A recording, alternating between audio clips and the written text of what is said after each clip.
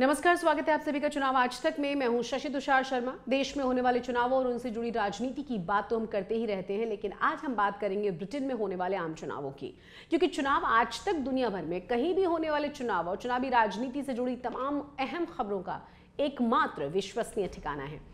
Britain में आगामी 4 जुलाई को आम चुनाव होने जा रहे हैं और इसी दिन 650 सदस्यीय हाउस ऑफ कॉमन्स के लिए मतदान होना है। कहा जा रहा है कि यहाँ प्रधानमंत्री ऋषि सुनक के लिए बड़े अच्छे आसार नहीं नजर आ रहे। बहरहाल चुनावी क्लास में हम बात करेंगे ब्रिटेन में होने वाले आम चुनाव की और समझने की कोशिश करेंगे कि भारत में होने वाले आम चुनावों से ये प्रक्रिया कितनी अलग है। आइए सबसे पहले समझ लेते हैं कि ब्रिटेन का संसदीय सिस्टम है कैसा।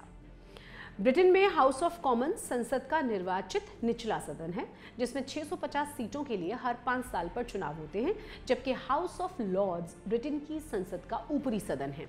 संवैधानिक परंपरा के अनुसार प्रधानमंत्री समेत सभी मंत्री हाउस ऑफ कॉमन्स यानी कि हाउस ऑफ लॉर्ड्स के सदस्य हो सकते हैं।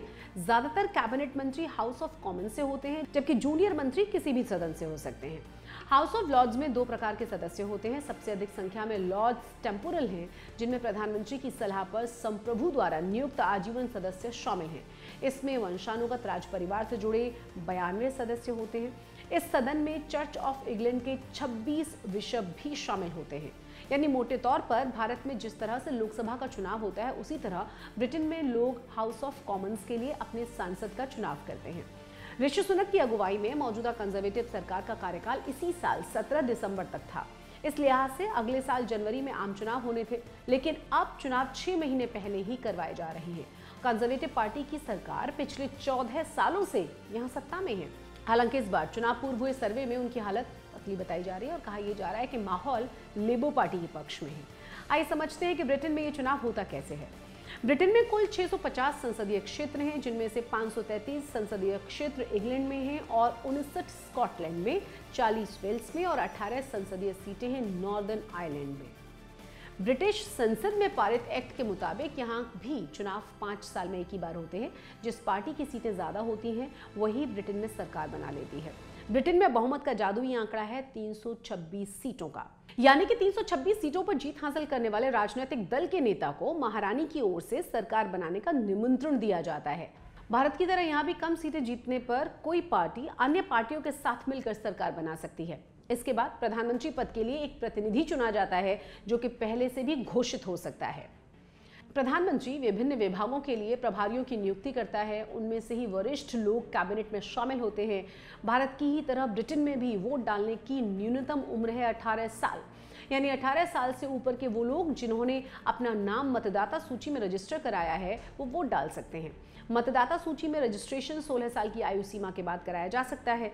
हालांकि वोट डालने का अधिकार मिलता है 18 साल की उम्र पूरी हो जाने के बाद।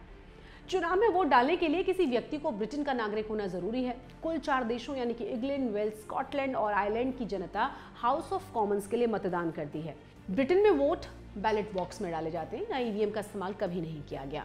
ब्रिटिश चुनावों में करीब 5 करोड़ मतदाता हिस्सा लेंगे। वोटिंग सुबह 7 बजे से शुरू हो जाएगी, रात 10 बजे तक चलेगी। इसके फौरन बाद ही यहाँ काउंटिंग का काम शुरू हो जाएगा।